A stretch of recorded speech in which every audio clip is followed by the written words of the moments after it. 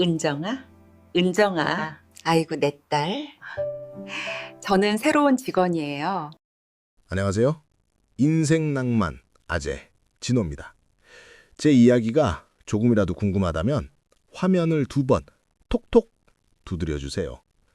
그리고 끝까지 듣고 느낀 감정을 댓글로 남겨주시면 제가 진심 가득한 낭만 하나 쏴드리겠습니다. 그럼 지금부터 이야기 시작합니다. 폭설이 예고된 12월의 어느 오후, 해수는 낡은 간판이 걸린 햇살 요양원 앞에 섰다. 눈발이 거세게 날렸지만 이상하게 마음은 평온했다. 처음 와보는 장소인데도 어딘가 몸이 익숙하게 반응했다. 손끝이 라벤더 향을 잡아채듯 미세하게 떨렸다. 문을 열고 들어가자 묵은 목재 향과 은은한 향수가 뒤섞여 환한 복도를 채웠다. 어서 오세요. 새로 오신 사회복지사분이시죠? 원장은 밝게 웃었지만 표정 어딘가 조금은 긴장한 흔적이 비쳤다. 해수는 복도 끝까지 안내받았다. 그러다 발걸음이 한 곳에서 멈췄다. 203호 앞에 놓인 오래된 서랍장. 갈라진 손잡이, 조금 삐뚤어진 모서리, 그리고 누군가 아주 오래전에 손끝으로 수없이 만졌던 듯 매끈하게 다른 표면. 그 서랍장에서 눈을 떼지 못했다. 가슴 깊은 어딘가가 미세하게 쑤셨다. 저기, 이 서랍은... 해수가 조심스레 묻자 원장이 흠칫했다. 그건 그냥 오래된 물건입니다. 함부로 만지면 안 되고요.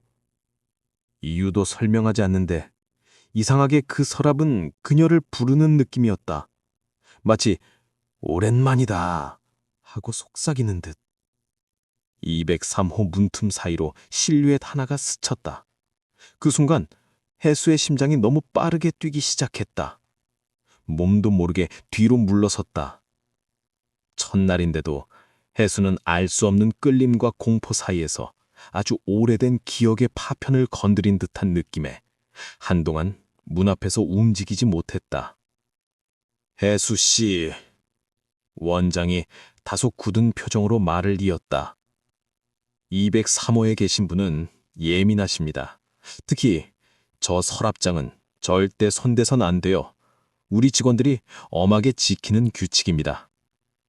해수는 고개를 끄덕였지만 머릿속은 복잡해졌다. 왜 저 서랍을 금기까지 해야 할까? 보통 노인들의 소지품을 금기로 삼는 경우는 드문데. 원장은 말을 덧붙였다. 203호 할머니는 오랜 상처가 있습니다. 서랍엔 할머니가 평생 동안 붙잡고 있는 물건들이 있고요. 어떤 직원이라도 열면 큰 소동이 나요. 모르는 이야기를 더 듣고 싶었지만 원장은 갑자기 화제를 돌렸다. 자, 자세한 건 나중에 알게 되실 거예요. 일단 오늘은 인사만 드리죠. 하지만 낡은 서랍을 지나칠 때마다 해수의 머릿속에 알 수 없는 단어가 번쩍거렸다. 라벤더, 비, 손잡이, 분홍인형, 그리고 엄마. 그 단어들이 불쑥불쑥 떠오를 때마다 가슴이 답답해졌다. 복도 창문으로 비가 추적이기 시작했다. 그 소리만으로도 해수의 숨이 가빠졌다. 나 왜 비가 오면 이렇게 심장이 조이듯 아플까? 평생 이유를 몰랐던 감정. 그 감정이 요양원에 들어온 순간부터 더 짙어지기 시작했다. 2035 문을 열었을 때 창가에 앉아있던 윤혜원 할머니가 천천히 고개를 들었다. 그리고 할머니의 눈이 크게 흔들렸다. 해수야? 처음 보는 사람 앞에서 할머니는 울먹이며 말했다. 마치 수십 년 만에 잃어버린 사람을 만난 듯한 표정이었다. 해수는 당황했지만 설명할 수 없는 울컥함이 가슴을 채웠다. 할머니는 그녀의 손을 덥석 잡았다. 네 손 옛날이랑 똑같구나. 손가락이 길어서 피아노 치기 좋다고 했는데. 해수는 피아노를 친 적이 없다. 그런데 손끝이 이상하게 작은 떨림을 기억하고 있었다. 마치 오래전에 건반을 누르던 사람처럼. 할머니는 자꾸만 라벤더 냄새를 흘리듯 말을 꺼냈다. 너는 라벤더 좋아했잖아. 비 오는 날마다 이 향수 뿌려달라고 울고. 헛소리라고 넘길 수 없었다. 해수도 어릴 때부터 라벤더 향만 맡으면 설명할 수 없는 그리움이 심장을 뒤흔들었다. 이상한 공통점들이 스멀스멀 이어졌다. 버릇, 취향, 그리고 비를 무서워하는 감정. 마치 그녀의 아주 오래된 기억 속에 2035 할머니가 살고 있는 것처럼 느껴졌다. 이후에도 이상한 일은 반복됐다. 다른 어르신들은 해수를 처음 보며 무심했지만 2035 할머니만은 그녀를 보면 혼란과 기쁨과 절망이 뒤섞인 눈빛이 되었다. 우리 애 아직 비만 오면 못 자지? 할머니의 말은 너무 자연스럽고 너무 사실처럼 들려서 숨이 막혔다. 해수는 대답했다. 네, 비 오면 잠이 잘 안 와요. 말을 하고 나서야 왜 나는 이렇게 대답했지? 스스로 놀랐다. 밤이 되자 복도에는 누구도 없는 조용함이 내려앉았다. 그런데 2035 앞을 지나던 순간 딸깍 서랍장이 흔들리는 소리. 열쇠가 잠겨있는 서랍인데 마치 안에서 누가 두드리는 듯한 소리가 계속 이어졌다. 해수는 가슴을 부여잡았다. 손끝이 다시 라벤더 향이 떠올리고 머릿속 어딘가에서 오래된 울음이 피어올랐다. 뭔가 잘못 돌아가고 있었다. 아니, 아주 오래된 진실이 다시 움직이고 있었다. 폭설주의보가 본격적으로 내린 일요일.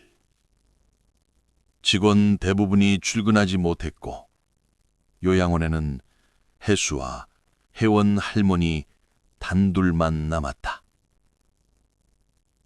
전기마저 몇 번 깜빡거리며 요양원 건물 전체가 고요하고 차가운 공기만 남았다. 203호에서 낮은 목소리가 들렸다.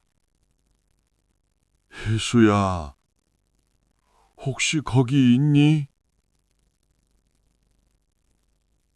할머니의 목소리는 평소보다 더 떨렸고 그 떨림이 해수의 가슴을 아프게 건드렸다. 밤 11시가 넘자 창밖에는 눈바람이 세상을 덮고 요양원 복도에는 203호 서랍장만 어둠 속에서 도드라져 보였다. 손잡이가 빛에 반사되어 마치 지금 와서 열어달라고 말하는 듯했다. 이 금기를 넘는 순간 삶 전체가 뒤바뀔 것 같은 느낌. 두려웠지만 더는 도망칠 수도 없었다. 그 밤 해수는 결국 서랍장으로 걸어갔다.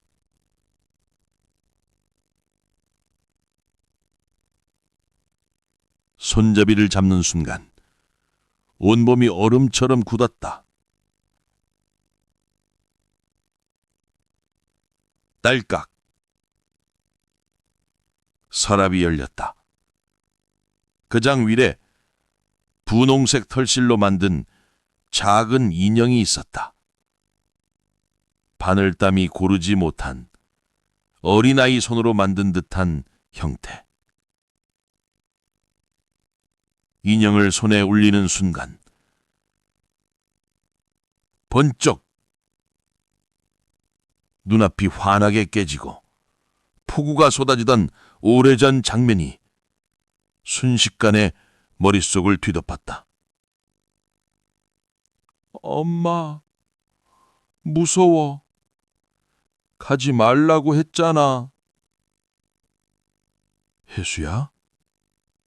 금방 올게. 약속이야.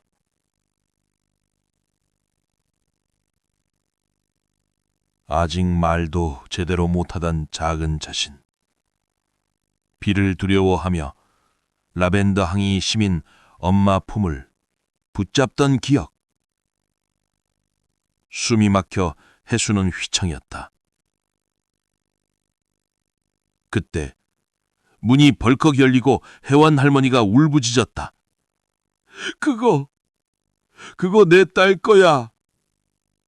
그건 네가 남긴 거야.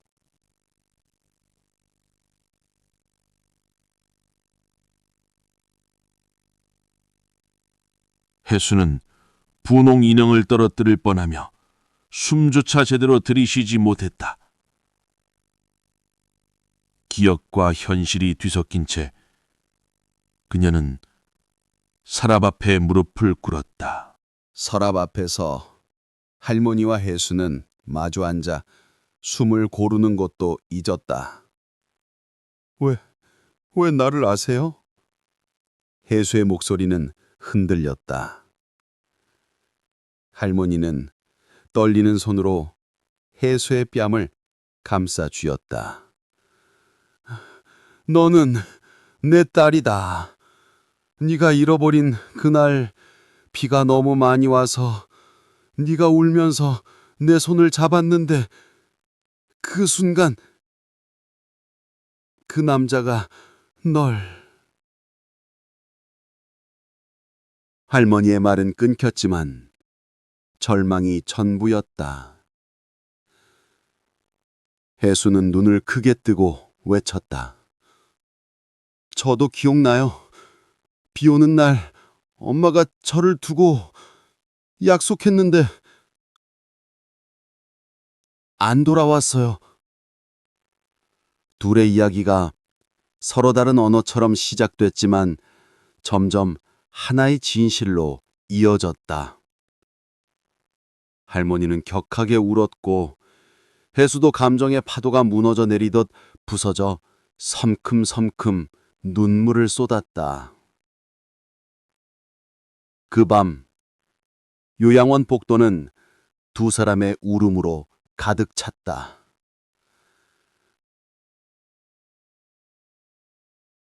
할머니가 진정되자 원장이 조용히 방으로 들어와 24년 전의 사건을 풀어놓았다. 혜원 할머니는 불행한 결혼 생활을 버티는 중이었다. 그 와중에 남편이 아이에게 집착을 보였고 어느 날 비 오는 밤에 아이를 데리고 도망쳤다. 그 뒤로 실종.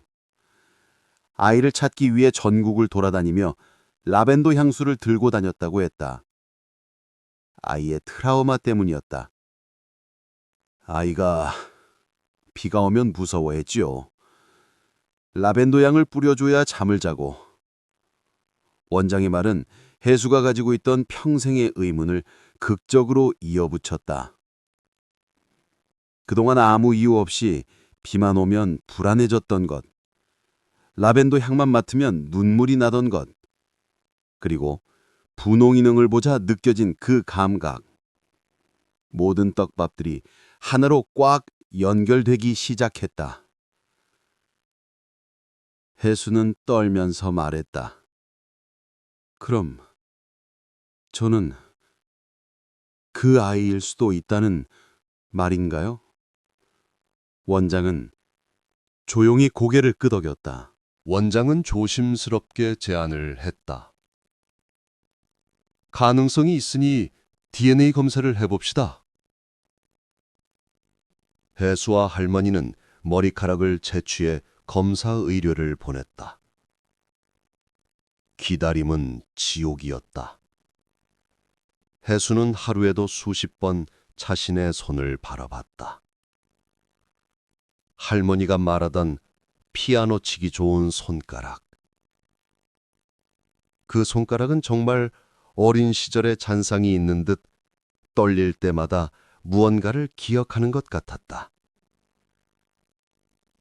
혜원 할머니는 하루에도 여러 번 그녀의 손을 잡았다. 내 손, 정말 똑같구나. 네가 인형 만들던 손. 혜수는 그 말을 듣고 숨이 가빠졌다.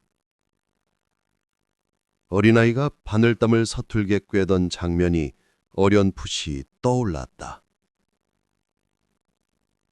검사 결과는 일주일 뒤에 나온다고 했다. 그 7일은 온몸이 무게를 지고 있는 듯한 시간이었다. 그리고 일주일 뒤, 요양원 전화기가 울렸다. 결과 나왔습니다. 원장의 목소리는 너무 떨려 있었다. 혜수는 숨을 삼켰다. 윤혜원님과 혜수님의 DNA 99.99% 일치합니다. 두 분은 친모녀 관계가 맞습니다. 순간 혜원 할머니는 무너지듯 혜수를 끌어안았다. 내 딸아, 내가 널 못 찾아서 널 버린 게 아니야. 절대 아니야. 혜수도 울먹이며 말했다. 엄마, 저 정말 엄마였어요? 전 사실 엄마를 미워했어요. 왜 날 두고 갔나? 할머니는 떨리는 손으로 혜수의 머리를 쓸어내렸다. 엄마가 정말 얼마나 찾았는지 몰라. 그 순간 세상의 모든 울음이 203호 병실에서 터져 나왔다. 혜수는 양어머니에게도 솔직히 말했다. 제 친엄마를 찾았어요. 그런데 무섭고 죄책감도 들어요. 그녀의 양어머니는 따뜻하게 말했다. 혜수야, 널 사랑하는 사람이 하나 더 생긴 거야. 내가 사라지는 게 아니야. 혜원 할머니는 손을 떨며 양어머니에게 절했다. 제 아이, 그동안 잘 키워주셔서 정말 감사합니다. 양어머니는 오히려 손을 잡아 일으켰다. 우리 혜수 반듯하게 잘 컸죠. 이제는 엄마가 꼭 안아주세요. 두 엄마는 서로를 원망하지 않았다. 누군가를 빼앗지도 않았다. 아이가 잃었던 것은 서로의 품이었을 뿐이었다. 그 품을 되찾는 순간 모든 상처가 천천히 봉합되기 시작했다.